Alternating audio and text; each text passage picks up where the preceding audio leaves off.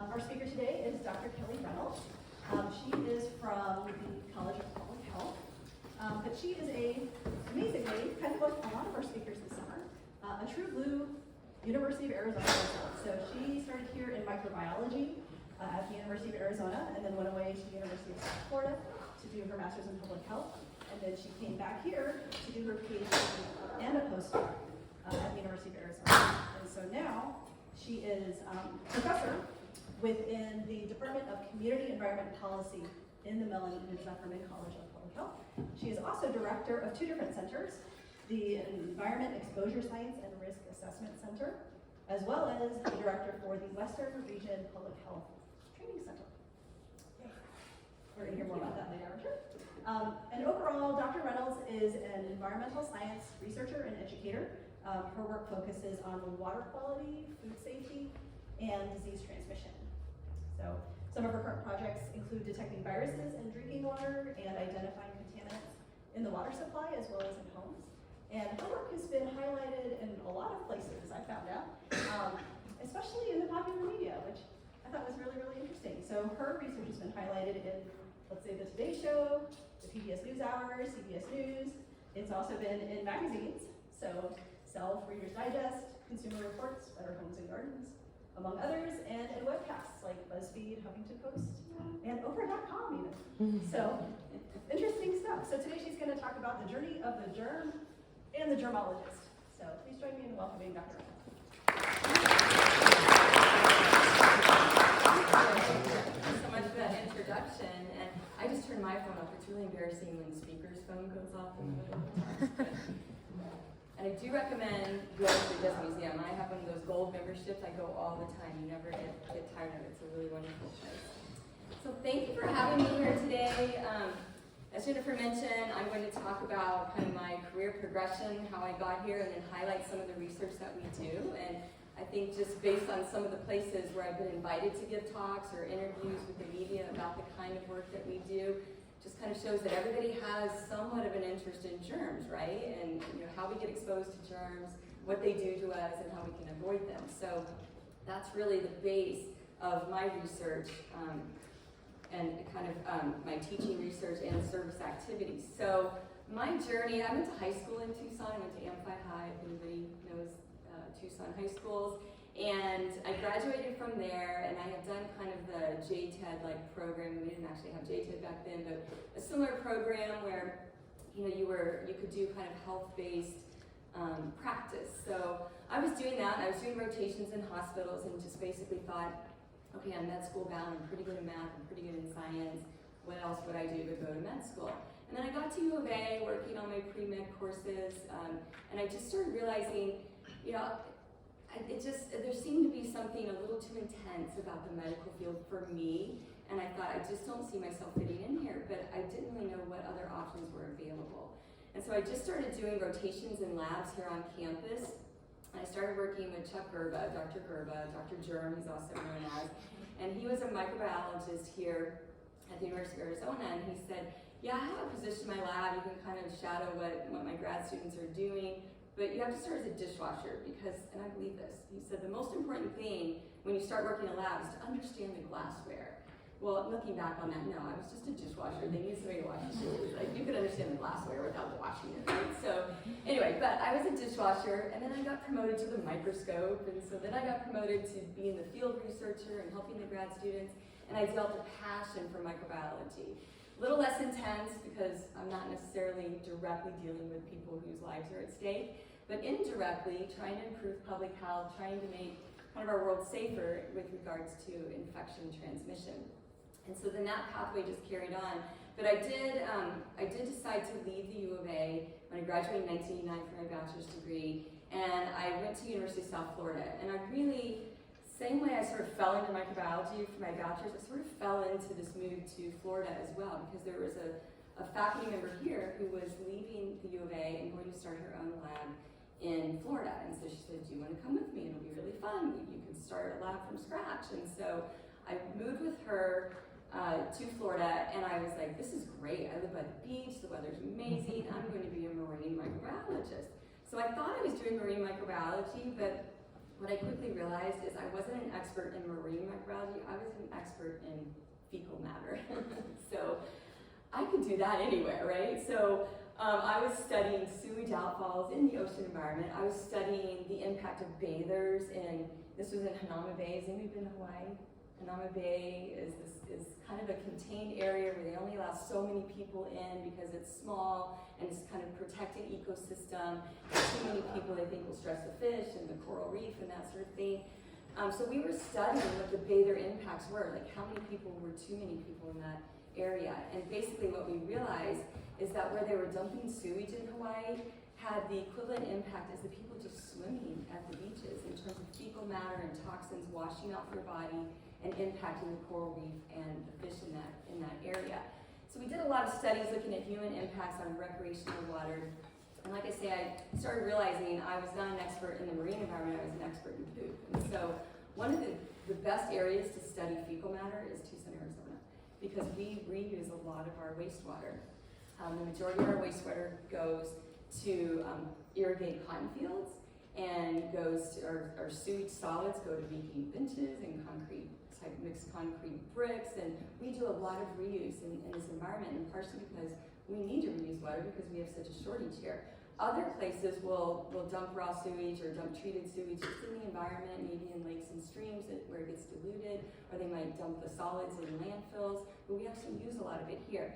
So that trajectory for my master's brought me back to the U of A, working on a PhD. And my PhD was primarily focused on methods development. How do we better detect viruses and bacteria in the environment, in food, water, and just in general how we get exposed. So a lot of my PhD titles in my papers were kind of boring because it's like methods and how to improve on molecular methodology or cultural methodology. But it had great application for my research career in the future.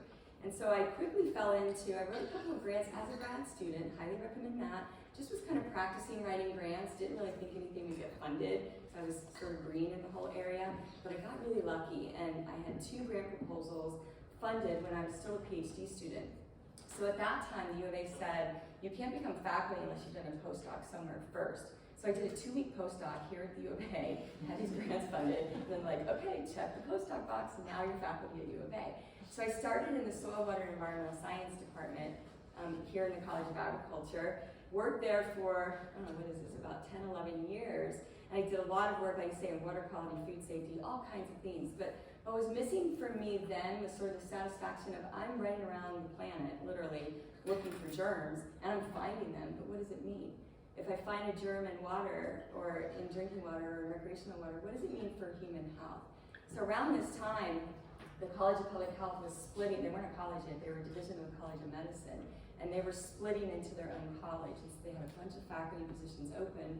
I'll apply for some of those. So I got one, and I've been there ever since. So in 2006, I took my environmental science expertise, and I pulled those words apart, and I added environmental health science. And I was in the College of Public Health. So the other thing that I realized is the kind of funding I needed to do the kind of work I needed to do or wanted to do wasn't always going to be funded by your big federal agencies like EPA and NIH and NSF. And so I was in a lot of conversation with industries where they were saying, we have this new product, we don't know if it works in a hospital or to treat water, or we've engineered this new stuff, but NIH isn't going to pay you to do this research, but we will. And so back then, industry-funded research was a little bit taboo. It was kind of ruined by the tobacco companies because they biased a lot of the research. So I had to be very, very careful about the kind of industry funding I was getting and bringing in, and making sure I didn't have any bias or slant towards those study results. So part of how we did this was we started a center called ESRAC. It's the Environment, Exposure Science, and Risk Assessment Center. And it was a cooperative to bring together industry for research funding, but also government agencies, policy setters, a whole variety of stakeholders, academia, academic professionals, bringing everybody together at the same table to talk about the importance of this kind of research that needs to be funded. Industry will fund it, but there will be oversight from this broad spectrum of stakeholders. So we launched ESRAC, and I'm going to tell you about some of those projects that we did through that umbrella of these industry cooperatives. One thing I forgot to tell you is in my when I was working on my bachelor's degree, we did a lot of laundry studies, and we actually would buy people's dirty laundry. So we would go door to door. We did do this. So glamorous microbiologist, but we would go door to door and say, have any dirty underwear? We'll pay you $5 a pair. And so we bought dirty underwear because we needed the real thing. Like, you can't mimic what's in underwear. You have to buy the real thing. So anyway, that sort of started my career. I gave up med school for this. Okay? Yeah. Okay, so I just want to tell you a little bit about the college where I hail now. It's the Melanita Zuckerman College of Public Health. It's this, we have the most beautiful campus. I love the U of A campus. I think it's so gorgeous. So this is a picture kind of looking from Speedway North, the Catalina Foothills. This is our college building right here, the College of Public Health. This is pharmacy here. Is it showing my pointer yet? And then after this cool kind of sail structure, our labs over here. So you may be familiar with the Bio 5 labs. We're the mirror lab to Bio 5, which is MRB, the Medical Research Building. So that's where I do a lot of my work. Okay, and at the College of Public Health, we have 4 different departments. We have, within those departments, we have at least 6, 7 different programs, and my program in the Community Environment Policy Department is Environmental Sciences. So that's sort of how we're structured. But there's biostatistics, epidemiology, all these things you see listed here. And the red boxes are the programs that I do most of my research in. So one program I'm just going to give a shout out to is this industrial hygiene. It's near the bottom of One Health. Does anybody know what industrial hygiene is? Yes. I used to work for RLSS, so of course. well, How many of you are hygiene. students? Anybody know what industrial hygiene is? It's basically environmental health, but from a workplace perspective, so workplace safety. Tons of jobs in that degree field. We have companies calling us all the time. Raytheon employs about 8 of them. We have companies calling us all the time. You only need a master's of public health degree. You don't need a PhD. You can make big bucks right out of the master's program, and we have a 3+2 program. So from freshman bachelor's to master's of public health, 5 years, and you're ready to be employed in industrial hygiene. So if you have any questions about that, contact me. I'll post my contact information. A great field. I wish, if I had to do it over again, I would go into industrial hygiene, but I hadn't heard of it at that point. And I have 3 kids. I tried to get them all into industrial hygiene now. One's a chef, one's a psychologist, one's a journalist, whatever. So, but it's a sure path to a great career right out of school. Awesome. Okay, so one of the motivating factors for me to get into environmental sciences is represented by this graph. So what do you think are attributable factors to, this graph is of our increase in life expectancy from the 1900s to today. It dipped down a little bit because of COVID, but going back up again, hopefully. So what do you think we can attribute that increase in life expectancy to? Anyway, just shout it out. Hygiene. Nutrition, healthcare. Occupational exposure standards. Standards, yeah, across the board, that's a good one. Medicines, vaccines, medicines, right? All of those things. So you're absolutely right. So out of this, we've gained about a 30-year increase since the 1900s of life expectancy. 5 of those years are attributed to all medical treatments and drugs. 5 years out of the 30. The other 25 come from environmental health controls. Sanitation, hygiene, water treatment, waste disposal, that kind of thing. So what happened right about this time, 1928-ish, we started treating our drinking water at municipalities. And then soon after that, we started really controlling with policies and standards what you were allowed to dump into the environment in terms of waste. We started treating waste and things too. So I was like, you know, not to degrade anything that's happening on the medical front, it's a lot sexier to say we invented this new drug than to say, hey, throw some bleach in your water. But bleach in your water had a big impact on our increase in life expectancy. So I mentioned this ESREC Center that we started and our goals there for bridging science, technology, and public health across this academic, industry, and governmental stakeholder kind of consortium. So we have a website, you can check it out at your leisure, but a lot going on there with this center. And these are just some of the projects. I just want to give you a sprinkling of what we do. I've sort of highlighted the key terms in red here, but essentially, the project everybody asks me about is the smartphone monitoring. So we developed a tool using a smartphone, anybody's smartphone. You can download the app and you can monitor your drinking water supply for norovirus. You can monitor it for PFAS. If you don't know what some of these hazards are, you'll start to hear more about them. But you can monitor it. We actually developed it to monitor blood for COVID during the pandemic. So it's a really cool tool. I developed it with Dr. Jean-Mil Yoon. Anybody working with Dr. Yoon in this group? Yeah.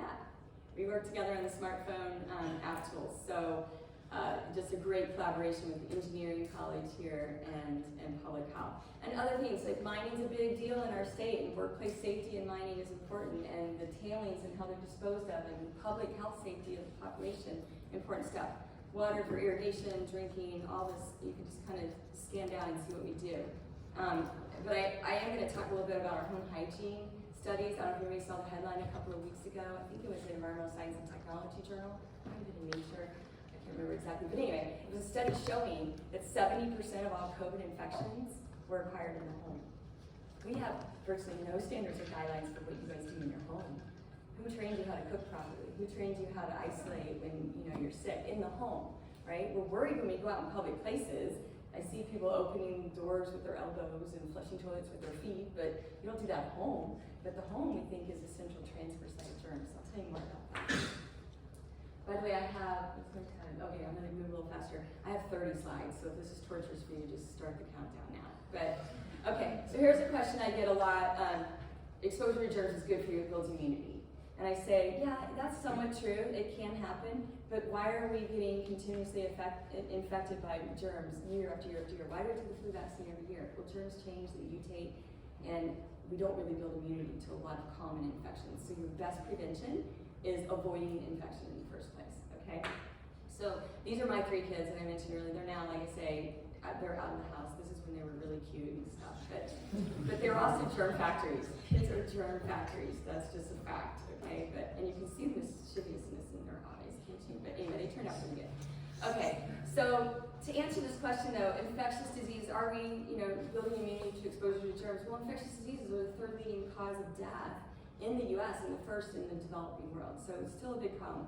Continued emergence, COVID proved that to us, of new strains of infections. We don't develop long-term immunity to a lot of common infections. That's why they're common infections, right? So, and then this chronic sequela.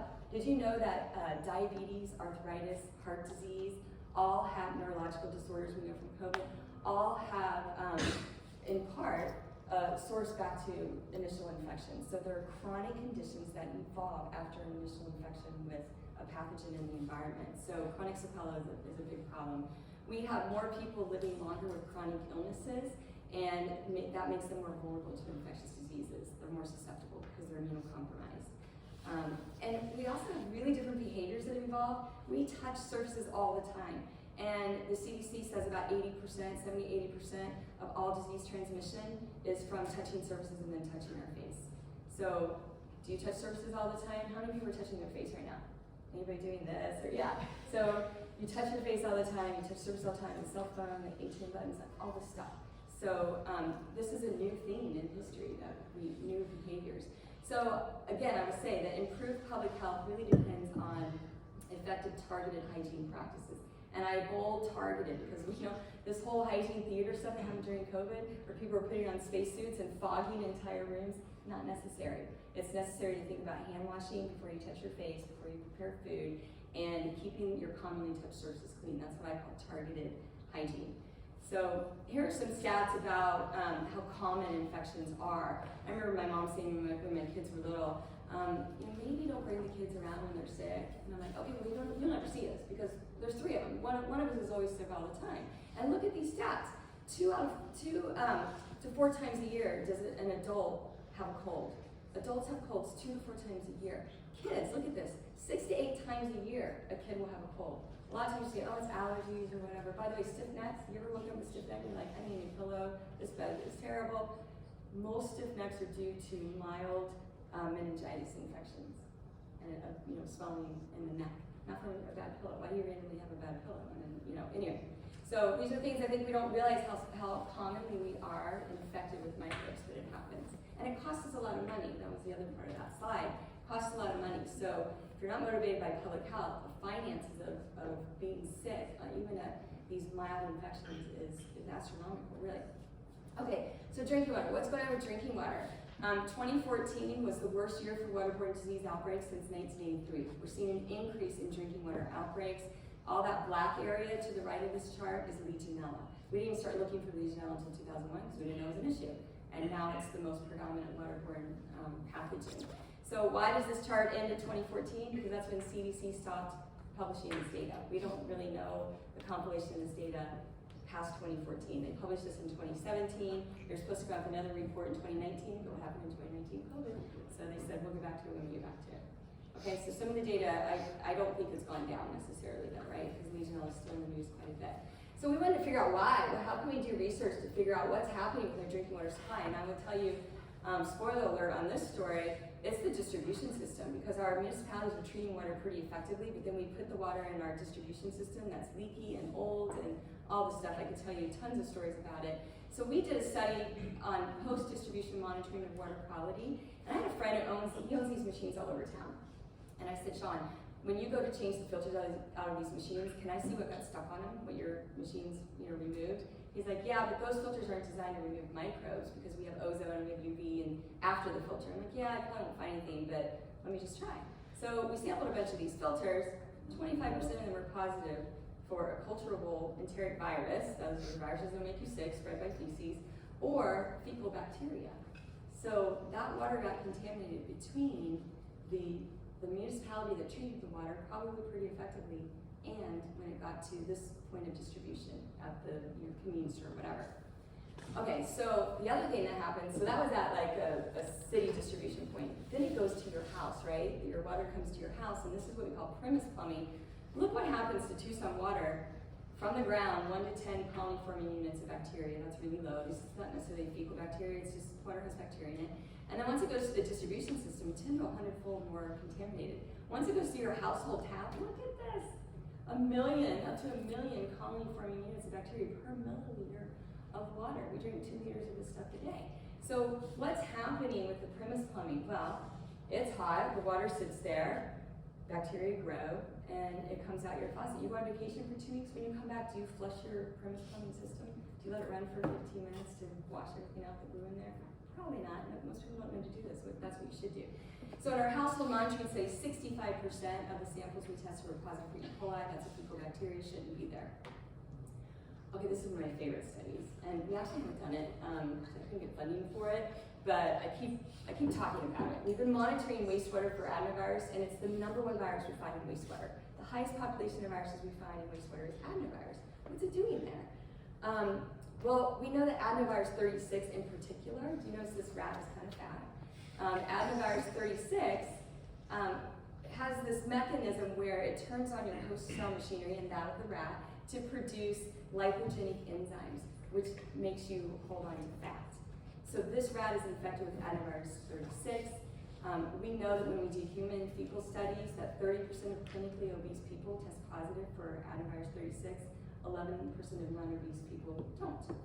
Okay, so what does it mean? I don't know. I want to get the funding, but adenovirus is pretty resistant to UV light, and we had a switch in many municipalities started not using chlorine and using UV light, and maybe that's a problem. I would love to know that it's not tacos making me fat, but it's adenovirus 36. Maybe figure out how to treat this thing. Okay, swimming. Swimming is a favorite activity, right? We all love swimming, especially in Tucson. So most common activity among children. There is low awareness of hygiene practices before you swim. Did you know if you have diarrhea, you shouldn't swim for 2 weeks after your symptoms resolve? What if you're getting on a plane on your way to Disney World, you saved up for 5 years for this trip for the family, and one of your kids gets diarrhea? Are you gonna stop them from swimming in the hotel pool? You're supposed to. Okay, so here's what's happening with recreational water outbreaks. Looks similar to the drinking water outbreak figure, right? Increasing. The light blue column at the bottom, a lot of that's Legionella. We're seeing a lot of Legionella in recreational waters as well. So we have a lot of work to do. Some of this is better reporting, but some of it is an increase in exposures and behaviors. So different behaviors, lack of awareness of hygiene practices. Okay, so when we look at outbreaks over 15-year time frames, again, as we're seeing CDC stop reporting all this stuff, we have a lot of recreational water outbreaks, but most of them are happening in hotels. Most of them are happening in hot tubs. Hot tubs are nasty, you guys. I have so many stories, but I'm trying to tell you. Anyway, I have personal stories too, where I've experienced infections myself. Most of them are occurring because of Pseudomonas or Legionella. Pseudomonas is a naturally occurring microbe in water. It likes to grow like crazy in hot tubs that aren't effectively chlorinated. So Pseudomonas is just on your skin. It's kind of a commensal organism, but once it grows, it can cause Pseudomonas folliculitis. It invades hair follicles and creates these nasty boils all over your body. So anyway, that happens. And then, but most deaths are from Legionella. Luckily, we don't have too many deaths, but 6 out of 8 recreational water attributed deaths were due to Legionella. So Legionella is a big problem. 0 death pools. Have you guys seen these? So great to prevent drownings because there's no depth to them. So kids can crawl around, spouts of water come up and things, but low awareness that these are not faucets that go to the sewer. These underground here is a little baby pool basically underground, and the water just continuously circulates. So I have witnessed parents changing babies' diapers and rinsing them off in these spouts. I've witnessed people changing diapers on the side of the pool and then washing their hands in the spouts of water. These are little kiddie pools, so all you're doing is contaminating the water. And if it's cryptosporidium, it's highly resistant to chlorine, so the residual chlorine in the water is not going to prevent an outbreak. So we see a lot of outbreaks with 0 depth pools. We've had several in the Phoenix area too. So CDC says we're going to educate people on what not to do, and I told you don't swim with diarrhea, but it's for 2 weeks. And it says check the inspection score of the pool you're swimming. No one does that. I don't even do that. And then don't swallow water. Well, that's one way to prevent infections. Don't swallow water, but tell a kid not to swallow water. It's hard to do. Okay, so now I'm going to pivot and tell you about some of our studies in the built environment. And so I mentioned how surfaces are really important in our behaviors of touching surfaces. So this is the cycle of germ transmission in the built environment. Somebody comes to work or school sick, or you're in the home sick, you sneeze and cough, and you contaminate what we call fomites, which are surfaces. Another person touches that and then touches their face. Boom, you have infection and transmission. So we know that adults touch their faces about 15 times an hour. Look at children under 2. They're just like constantly touching their face. 80 times an hour they touch their face. And that's the route of transmission for germs. So how to kind of stop that. We've done a lot of studies that we call tracer studies. We go into different environments and we plant a harmless microbe and see how it moves throughout the environment. So this was a study we did in a local hospital. We seeded the nurse station and the staff break room with our tracer, and we waited for 4 hours, and we came back and we swabbed all the surfaces in the facility to see where our tracer spread. And it spread all over this wing of the hospital and an adjacent wing. This is a huge hospital. Adjacent wing where there were completely different mechanisms of treatment. This is just assisted living, where this is skilled nursing. So, but 64% of the surfaces tested positive after only 4 hours. So germs move, and they move by your hands, and they move from surfaces. We also used some of this data. We were hired by the city of Tucson. This was during COVID. They said we have essential operations like police, fire, those kinds of things, 911 call centers that we need to keep open. We need to know if we're cleaning effectively or do we need to do more. This hygiene theater thing was becoming very popular. And so they said we come evaluate our cleaning efficacy. So this is kind of a busy table, but these are the sites that we sampled. This is the percent positives we found our tracer on. So some sites very low transmission, some sites really high, and then we evaluated their cleaning efficacy. So cleaning efficacy might have ranged from 0 to 4 log reduction, which is a 99.99% efficacy. That's really good. We're hoping for a 2 to 3 log, 99.9 or 99% efficacy. So the 0 is when people weren't doing it properly, but the products they had were capable of achieving really good cleaning efficacy if they were used properly. So that became the educational piece. You're using the right products, you're doing the right things when you're doing the right things. So we helped the city reopen with confidence that they were doing the right things and they didn't need to be obsessive about cleaning. We helped them identify what are the high-touch surfaces that you should be targeting. Okay, so slide number 24, hang with me, not too many left. So this is a study we did, we call it the workplace wellness study because we know a lot of germs get transmitted in the workplace. I used to be one of these people that went to work sick. It was kind of like a badge of honor. I've had no sick days. Well, I was sick, obviously, but I went to work sick, and that was a bad idea, and I should have known better because I was just spreading my illness to other people. And we proved this with another tracer study. We simulated a single sick person coming to work, and we seated the doorknob as if that person would touch the doorknob. We seated with our tracer, and then they went to work. So 4 hours later, we came back and we swabbed the office environment to see how our tracer spread. Similar numbers. Before, 50% of the surfaces were positive for our tracer in just 4 hours.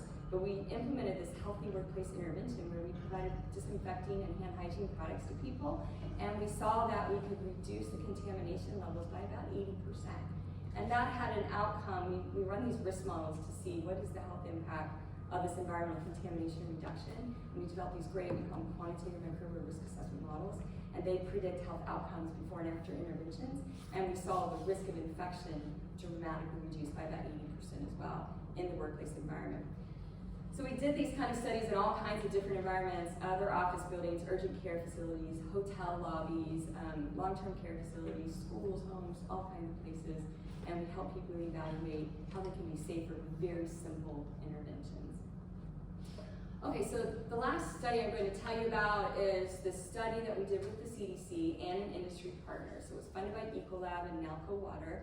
And the CDC provided data for us about Legionella infections and partnered with us on this study. But we wanted to develop this tool that building facility managers could use to monitor their water for Legionella. There's no standard or guideline for Legionella to say how much is too much. But we can calculate what the risk is based on minutes of exposure in your population in that building and the concentration of Legionella you're detecting in your water. So we developed this calculator where you can put that information in the calculator, and then the riskometer will say if it's too risky for people to be in that environment, or if you're okay, if you're meeting the risk target. And this is what the data look like when we summarized it. This is the concentration levels of Legionella, and then this is the duration of a shower. I take about a 20-minute shower, so there's no level of safety for me. I'm gonna probably die of Legionella once I get immunocompromised to that point. Okay, but this is a really important decision analysis tool because hospitals want to know if I have low levels of Legionella in my water. It's a ubiquitous pathogen. It's naturally present in water. So water supplies, it wouldn't be unusual to find it. So if you have low levels of Legionella in water, how quick does your shower need to be to keep the risk of infection for a population low? So at this level, it's 8 minutes. At this level, it's about 5 minutes, and then as you get higher concentrations, there's no safe level. And so hospitals use this tool to make decisions about, for some patients that are really immunocompromised, we can't get a shower for them in 5 minutes, we're gonna do sponge baths. So that was a real use of our QMRA models and our tracer type data to make decisions about healthcare policies. Okay, so we published a ton of this kind of work. This is only our risk model publications and some tracer study publications. I bolded this one from the CDC because this was sort of a badge of honor for us that the CDC used our risk model for the first time ever to make decisions about guidelines for in a pandemic or even an outbreak for how to prevent infections. So what our data basically showed the CDC, they used our data to make the statement, to come out and make the statement that surfaces were not the focal point of SARS transmission, it was aerosols. So our risk model data and our tracer study data helped them come up with that. So that was really cool to see our research drive some of their policies and guidelines. Now, of course, we all know it, but at that time we didn't. So I like to end on this slide because I told you about all the scary stuff and the contaminated water and things like that, but this reminds me to not to take life too seriously. Germs will happen, right? We will get exposed. We don't want to stop living. We don't want to stop kissing pigs. You know, well, maybe don't kiss pigs, but we don't want to stop like being around animals. And there is that thing. I get a lot of questions about this here, not enough time to unpack it, about exposure to farm animals and even exposure to a dog. Growing up as a child can help reduce allergenic reactions, which is true. So, but that's not the same as just exposing yourself to germs without any hygiene practices or hand washing or controlling your environment. That's something we should sort of strategize, you know, how can that be helpful? And it also happens in a very defined window around the age of 2 to 4. So you guys are past that. You can't rely on that acquired immunity or allergen reduction. But anyway, so that's the end of my talk. If you want to reach out to me for more information, especially about the industrial hygiene program or anything that I talked about here today, feel free to reach out to me. I love hearing from students, and thank you for your attention. No one fell asleep.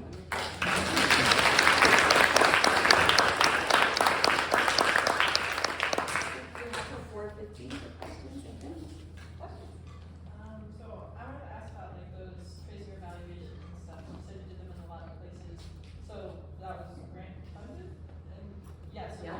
How did you specify in grants? Did you say like we do this many places, or did you like, you know what I mean? Yeah, and it kind of depends because some grant funding will be for pilot studies, and you might do, you know, 30 replicas just to hit that statistical comparison number, or We might do studies that have gone on for 5 years, and we're constantly sampling environments. And you have to think about in the real world environment, the reason we do our tracer studies in the real world, like we can evaluate disinfectants in the lab, right? Or hand hygiene practices in the lab, but the real world adds all this colorful confounding factors to it, because people do all kinds of crazy things that you can't predict. And so you throw your tracer in the real world, you get a good idea of what's really happening, how effective these products can be outside of laboratories. So some of those studies take a lot of replicates to get those confounders to sort of normalize. But yeah, so it's all over the board. We might do a study for 3 months, we might do a study for 5 years, and we evaluate all kinds of additional variables. Yeah. Yes? How are pathogens transmitted in water other than orally or swallowing them? Yeah, so the fecal oral is the route we talk about with drinking water for fecal pathogens, so that's through ingestion. Legionella is spread through aerosols, so shower water, even jacuzzis, they are, bubbles and aerosols, you're right at the water level, you breathe that in. That's why they're common in recreational water. Also skin infections, pseudomonas, is in hair follicles, so through water. Can cause skin infections. So those are kind of the 3 major routes: inhalation, ingestion, and dermal exposure. Do you know, like, on average, like how many infections of those kinds, like our body fends off, like in a given period of time? Because I didn't know that there was so many bacteria in water all the time. Right. Yeah, that's a good question. I don't have the answer to that, and I'm not sure the immunologists do either. How do we evaluate what we're exposed to and how much didn't make it past? We have a lot of great defenses, right? Just if you think about just the nose itself and all the hairs in the nose and the barriers before the germ can get into the lung or what have you. So there's lots of barriers there that we were designed to fight off pathogens, and certainly you do build immunity. I think one of the things that's been so controversial is if being hygienic can harm your immunity. It's not just that it doesn't build immunity, but can you actually harm, become more sensitive? And there are some complexities around that we discovered with COVID, because we isolated so much with COVID. Now we don't have good immunity to like the rotavirus infections and some of the colds and things. So, and rhinovirus. So that's a thing that we don't really have well characterized. But I will say what is well characterized is every time you get exposed to a germ, you run the risk of infection, illness, and death.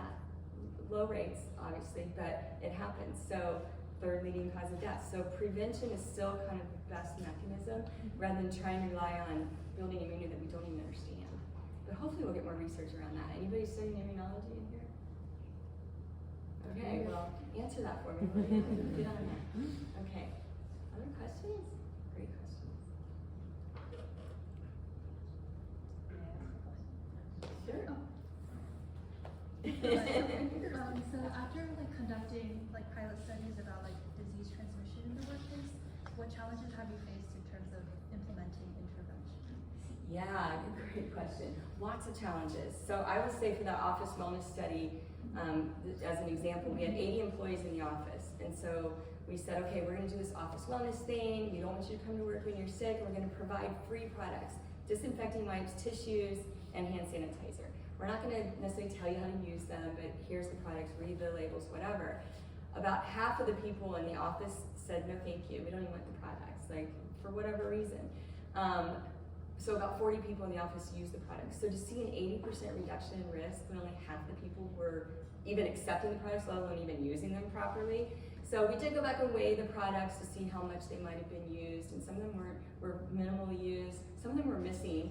I asked one person, where are the products we gave you? Do you need more? Did you run out? And they were like, no, I took them home. No, those are for the office wellness study. Okay, so all kinds of things happened that made our study, or that had our study at risk of failing. It didn't fail. We saw an 80% reduction with very weird compliance rates. So it is challenging to get people to use these products for a lot of reasons. Some people have sensitivities, either real or perceived, don't like the way it smells, I think it's unhealthy, what have you. And we are seeing increased rates of asthma in environmental service workers. Those are the people that are contract cleaners for the building like this or hospitals. We're seeing increased asthma rates with the increased cleaning rates from COVID pandemic, which again is why I talk a lot about targeted hygiene. You don't need to clean obsessively. You don't need to expose yourself to these products obsessively. Let's figure out what a smart way to clean is. So yeah, we're trying to educate people on that, but people have burnout right now from COVID, and hand sanitizer sales are just in the toilet right now, people are over it. Like, I'm done using all this stuff, but we need to be smart about it. Can I ask you another question then on kind of on that question? So if you're asking people, I know you're asking people to do targeted sanitation, but do you believe that the overuse of hand sanitizer contributes to the antibiotic resistant bacteria? Like, do you think COVID and like continual use of hand sanitizer could make you more susceptible in the future rather than like prevent infection perhaps? Right. I mean, it's not that I think it couldn't happen, but we haven't seen evidence to that effect. And we've been using these products for a long time. We've been chlorinating our drinking water since the 1920s.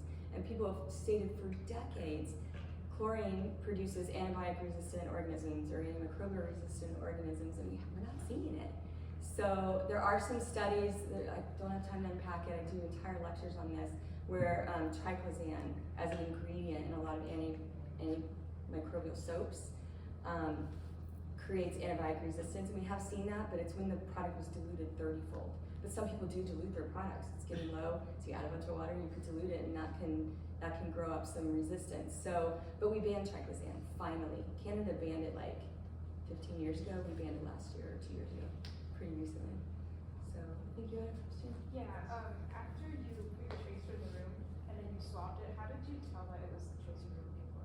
Yeah, it's a very specific tracer by design. It doesn't infect humans, it infects bacterial strains. So they're called phage, bacteriophage. They only infect bacteria. So we use a strain that infects a certain strain of E. coli or a strain that infects a certain strain of salmonella. So we can isolate it by the host that we use to grow it.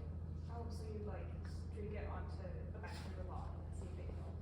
Yes, in a way. We mix it in agar overlay tubes. Did anybody learn this yet? Yes. Okay, you mix them up and you pour it on your petri dish, and then you get the bacterial lawn that grows up, and little plaques will form where the virus infected the bacterial colonies. And you count those plaques.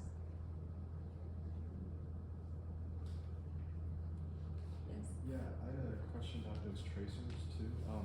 Once you survey a site of them, is that site like completely void from then on? Because you can use that tracer and it's like circulating and whatnot, or?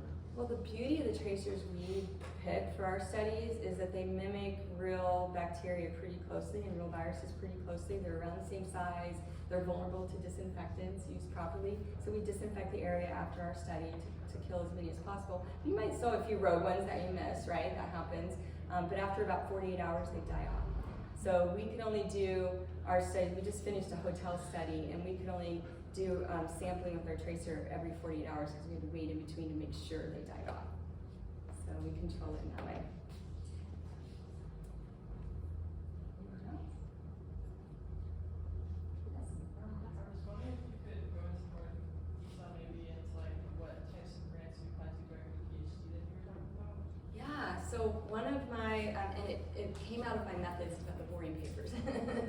So one of the things I discovered accidentally, some of the greatest science discoveries are accidents. So don't ever worry about making an experiment failing, because you might learn something that drives your real success, and that happened to me. So I was trying to develop a method, I was trying to basically validate a molecular method results I was getting on viruses in the environment, and my experiments weren't working. And so then I decided to culture the sample and see if I could get the virus to grow, because my molecular experiments weren't working. And so it started to grow, and then I wanted to confirm that it grew with my molecular method, but I knew it had grown in the cell culture. So then I had another vial where nothing grew, and so I wanted to see if my molecular method showed a negative for that, but it showed a positive. And so what I discovered was you could put a sample with very low concentrations of viruses on cell culture and then do PCR before the virus even has a chance to grow and show itself with plaques that you can count. And so I invented this method called integrated cell culture PCR. And so that sped up the cell culture assay results for viable viruses by about 2 weeks for run utilities. They got sample a lot faster. So if that didn't make sense, don't worry about it, but it was kind of a new discovery. And so I wrote it was an accident. I was trying to validate a method, and then that experiment actually didn't work either, but I got a positive when I shouldn't have, and then I discovered something new.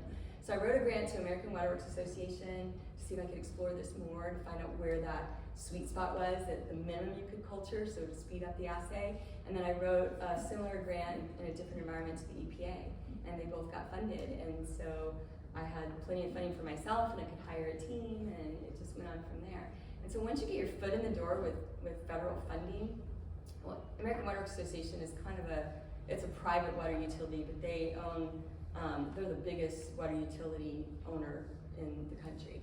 So once you get your foot in the door with some of these companies or federal funding, then it just kind of, you build on that. Like, oh, I got this data, now I'm gonna do this, and I got this data, now I'll do this. And so it snowballs like crazy. So write grants, learn how to write, learn how to tell your story succinctly. You should be able to tell your research project in a page. And I think you learn that here, like the specifics A page, and certainly when you present a poster, that's a page, right, of everything you've done. And learn how to tell it, to your funding agencies. You have to tell them it's important. They don't necessarily realize it is. So you have to very specifically say, toot your own horn, this study is so important because it's going to X, Y, Z, and it's going to change you, blow it up. Like, really, because if you're not excited about your work, no funding agency is going to be. And they read so many grant proposals that you have to really be clear about why yours stands out or should stand out. And it's a skill to learn, Okay. Thank you. All right. Thank you guys.